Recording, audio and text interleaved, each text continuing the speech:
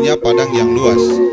Karena di wilayah Kecamatan Seko ada 3 wilayah komunitas yang berdasarkan etnis, bahasa, dan budaya, antara lain Seko Lemo, Seko Tengah, Seko Padang, dan Desa Padang Balua berada dalam wilayah Seko Padang.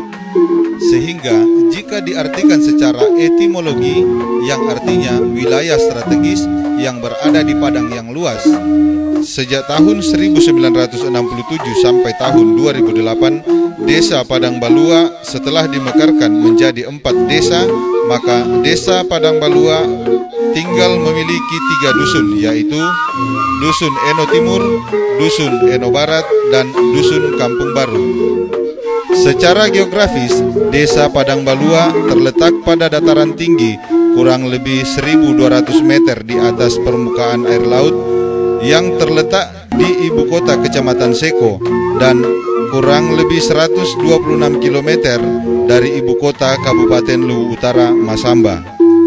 Desa Padang Balua memiliki sumber daya alam yang potensial untuk dikembangkan, di antaranya perkebunan kopi, kakao, hasil pertanian beras tarone, dan tanaman hortikultura dataran tinggi. Inovasi dan keunggulan. Surplus beras sejak 10 tahun silam, Desa Padang Balua, Kecamatan Seko, Kabupaten Luwu Utara, Provinsi Sulawesi Selatan, telah mengalami surplus beras pada tahun 2012 sampai sekarang telah mencapai surplus beras sejumlah 656,43 ton per tahun dengan luas lahan persawahan produktif sejumlah kurang lebih 295 hektar. Faktor pendukung terjadinya surplus beras adalah sebelum turun sawah, rencana aksi pengolahan dibicarakan dan diputuskan melalui musyawarah pertanian yang disebut MUKOBU. Pengolahan areal persawahan telah bergeser sejak tahun 2002 dari pola tradisional menjadi pola semi modern dengan menggunakan teknologi pertanian. Areal pertanian telah aman dari gangguan hewan ternak yang telah memiliki range ternak atau lokasi penggembalaan. Dampak dari surplus beras adalah masyarakat desa tidak pernah mengalami rawan pangan. Untuk menjaga stok gabah atau beras, masyarakat desa memiliki lumbung padi rumah tangga sebanyak 601 unit sebagai tempat menyimpan gabah kering yang bisa bertahan sampai puluhan tahun. Resep untuk menjadikan gabah bisa bertahan sampai puluhan tahun diawali oleh proses pembersihan gabah menjadi kering yang dicampur dengan suatu tanaman yang disebut dengan nama kalasuni, range ternak. Salah satu permasalahan yang sering muncul di tengah-tengah masyarakat desa pada setiap musim tanam adalah sengketa antara pemilik ternak dan pemilik lahan pertanian. Langkah yang ditempuh oleh pemerintah desa bersama tokoh adat dan pemuka agama dalam mengatasi sengketa gangguan ternak pada lokasi pertanian adalah menyusun dan menetapkan perdes tentang penyediaan lokasi penggembalaan atau range ternak yang telah mencapai jumlah ternak sebagai berikut: kerbau sebanyak 805 ekor, sapi sebanyak 356 ekor, dan kuda sebanyak 175 ekor. Seluruh ternak masyarakat desa digembalakan dalam lokasi range ternak oleh masing-masing pemilik ternak. Ternak yang tidak mampu digembala oleh pemiliknya wajib dijual dan harganya disimpan pada bank, dan sebahagian hasil penjualan ternak dibelikan alat-alat pertanian untuk mendukung produksi beras. Seluruh ternak yang digembala telah taat kepada pemilik atau penggembalanya. Untuk mendapatkan ketaatan ternak, masing-masing penggembala memiliki cara yang berbeda secara alami, baik itu melalui cara bersiul maupun dengan cara lainnya. Namun yang menyeluruh dimiliki penggembala untuk mendapatkan ketaatan ternak adalah tersedianya garam dan sejumlah dedaunan. Biaya pembentukan dan pengadaan range ternak dibebankan kepada pemilik ternak secara swadaya sebesar Rp185.000 untuk setiap ekor. Luas lokasi range ternak yang telah tersedia sebesar kurang lebih 5.000 hektar. Pemukiman baru menjadi salah satu inovasi pemerintah desa yang telah mempersiapkan lokasi pemukiman baru yang diperuntukkan bagi pecahan KK dan penduduk yang datang dari luar desa. Khusus warga desa yang baru menikah atau membentuk rumah tangga baru, telah disosialisasikan, disepakati, dan ditetapkan dalam surat keputusan desa bahwa maksimal 1 tahun setelah menikah sudah harus memisahkan diri dari orang tua. Bagi yang tidak memiliki lahan pekarangan, diwajibkan untuk mendirikan rumah dan atau pondok pada lokasi pemukiman baru yang telah disediakan. Lembaga adat. Kelembagaan adat telah tumbuh dan berkembang secara turun-temurun sejak beberapa abad yang lalu. Pemangku adat diberi nama Tubara dan dilengkapi dengan perangkat adat lainnya yang mempunyai fungsi dan peran masing-masing. Lembaga adat mempunyai peran yang sangat penting dalam mengatur kehidupan sosial kemasyarakatan desa dan pemberlakuan sanksi berdasarkan hukum-hukum adat dan senantiasa hidup berdampingan secara harmonis dengan unsur agama dan pemerintah. Lembaga adat menjadi salah satu simbol perekat dan pemersatu warga desa. Salah satu keberhasilan lembaga adat adalah terciptanya kondisi keamanan lingkungan yang relatif kondusif selama kurang lebih 11 tahun terakhir, walaupun desanya berada pada ibu kota kecamatan dengan tingkat mobilisasi penduduk relatif tinggi. Kebersamaan antara adat, agama, dan pemerintah disimbolkan dengan A.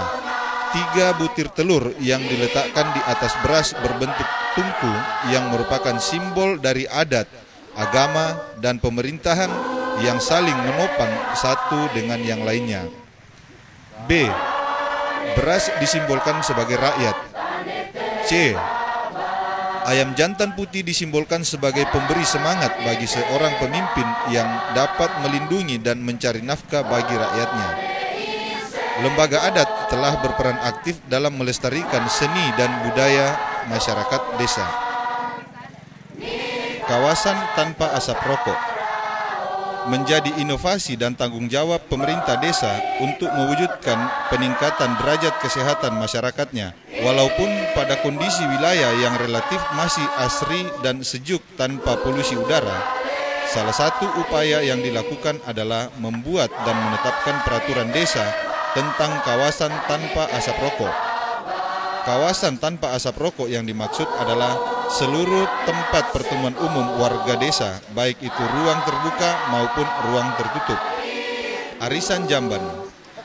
Arisan Jamban adalah salah satu inovasi pemerintah desa untuk mewujudkan lingkungan yang bersih, indah, dan sehat.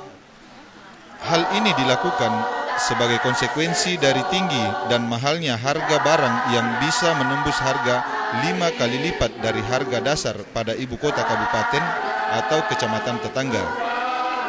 Program Arisan Jamban telah dilaksanakan sejak tahun 2010 secara bertahap, sehingga sampai pada tahun 2014 menyisahkan 7 kepala keluarga yang tidak memiliki jamban keluarga. Biaya untuk mengadakan sebuah jamban keluarga yang cukup mahal menjadi sumber inspirasi untuk melakukan sistem arisan jamban. Desa yang tertinggal dan terisolir bukan menjadi halangan untuk menciptakan lingkungan yang bersih, indah, dan sehat. Bandar Udara Perintis. Melalui jalur darat yang harus ditempuh antara 1 sampai 3 hari bukan menjadi halangan untuk mencapai desa Padang Balua, karena desa tersebut memiliki bandar udara perintis yang diterbangi secara rutin oleh salah satu maskapai penerbangan dengan kapasitas pesawat 17 seat. Keberadaan bandar udara menjadikan desanya mudah terjangkau, walaupun dalam jumlah sangat terbatas. Jadwal penerbangan adalah 3 sampai 4 kali seminggu dengan waktu tempuh antara 15 sampai 20 menit dari ibu kota Kabupaten Luwu Utara. Keberadaan bandar udara perintis sekaligus menjadi salah satu sumber PAD desa.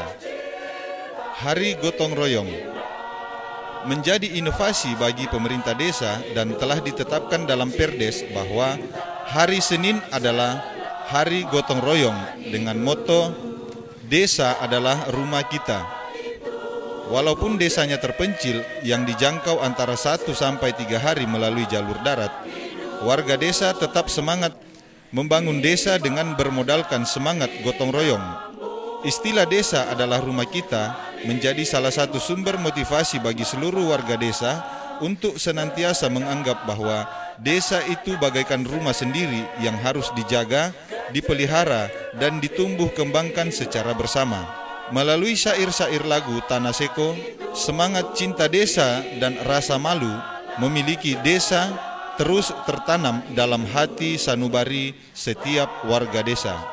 Pendapatan asli desa melalui penguatan kapasitas Lembaga Ketahanan Masyarakat Desa atau LKMD telah menghasilkan PAD desa setiap tahun.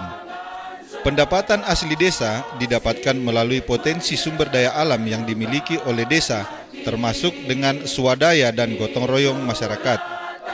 Jumlah swadaya dan gotong royong masyarakat setiap tahunnya sebesar Rp680.300.000 untuk tahun 2012 dan di tahun 2013 sebesar Rp1.980.000.000. Perekonomian rakyat desa terus bergerak, walaupun terkadang jual beli masyarakat ditempuh dengan sistem barter yang dilakukan secara individu, kelompok, ataupun melalui pasar desa. Regulasi atau peraturan perundang-undangan. Setiap kegiatan pemerintahan, pembangunan, dan kemasyarakatan telah diatur dalam 12 peraturan desa atau Perdes dan peraturan atau keputusan kepala desa. 12 peraturan desa atau keputusan kepala desa dimaksud adalah 1. Perdes tentang RPJMD desa. 2. Musrenbangdes. 3. APBDes. 4. Penguatan lembaga adat. 5. Perlindungan masyarakat. 6. Penertiban ternak. 7. Penertiban tanah. 8. Pendapatan asli desa atau PADes. 9. Gotong royong. 10. Pelestarian lingkungan. 11. Perubahan APBDes. 12. Kawasan tanpa asap rokok. Uraian tersebut di atas merupakan indeks pembangunan manusia desa Padang Balua yang meliputi 1. Kesehatan. Angka harapan hidup atau usia 71 tahun ke atas telah meningkat menjadi 66 orang pada tahun 2013 dan 55 orang pada tahun 2012 dan tidak ditemukan lagi kasus gizi buruk. 2. Pendidikan. Tidak melek huruf atau buta aksara permanen tersisa 5 orang dan menyisakan 6 orang anak usia sekolah yang putus sekolah. 3. Income per kapita. Income per kapita masyarakat semakin meningkat seiring dengan peningkatan produksi pertanian, perkebunan, peternakan, jasa, dan industri rumah tangga. Bahwa keberhasilan pembangunan desa Padang Balua sangat tergantung dari partisipasi, gotong royong, dan swadaya dari masyarakat yang merupakan modal utama dalam berbagai kegiatan pembangunan dan pelaksanaan pemerintahan desa, serta tak kalah pentingnya adalah dukungan, pembinaan, bimbingan, dan bantuan dari pemerintah kecamatan, pemerintah kabupaten, pemerintah provinsi, dan pemerintah pusat.